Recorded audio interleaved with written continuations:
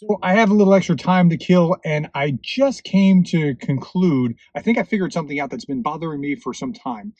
Jordan Peterson is a psychologist in Canada, and he's come down on the side that Russia's going to win the war in Ukraine. Now, this was like a year or two ago where he was saying this, and he hasn't talked about much since then. But I was trying to figure out, well, why is he thinking the way that he's thinking? So I want to get into a little of his background and then talk about why I think he has concluded what he has and where I think he might be off. So I listen to Jordan Peterson somewhat regularly. I think he's insightful. He's a Canadian psychologist who was very much on the left and has kind of gravitated over to the right side of the political spectrum. And that's because of his past and what's happened to him when he wouldn't use the pronouns and then had a real big issue in Canada as a consequence. And he's about to lose his license, it looks like, because the Canadian government's law is written the way that it's written. But he's an insightful guy. And I was thinking, like, why is he thinking that Russia is going to beat Ukraine? Like what, like he says it like it was inevitable. Well, Russia is three times their size, and but he didn't talk about like how wrong it was that this authoritarian regime next door to a democracy is just running roughshod over its borders and doing these horrible things to them. And you would think he would, because he's well versed and understands the atrocities within Russia.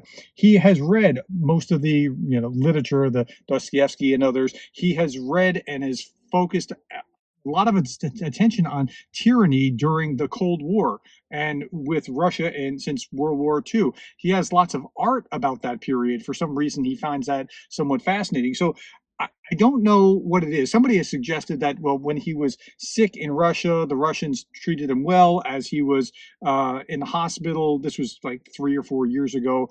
And maybe there's something to that, but I think it's something different.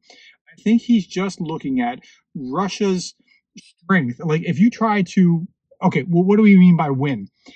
Win for Ukraine means to chase Russia off their land. It doesn't mean to invade Moscow and conquer the capital. Now they have nukes, we know that, and so there's strength there. But there's also strength in depth, where like any army, like look at Napoleon trying to capture Moscow or something along those lines. It just doesn't work with Russia, right? But that's not what Ukraine has to do in order to prevail. They just have to grind it down and let there be some kind of economic or political collapse because of the way that they grind them down. So I think the way that he defined what winning would be may be the key to why he thought about it the way that he did. I think if he reevaluates over time, given what Ukraine has been able to accomplish, he might see it differently. But I think that's what was causing it.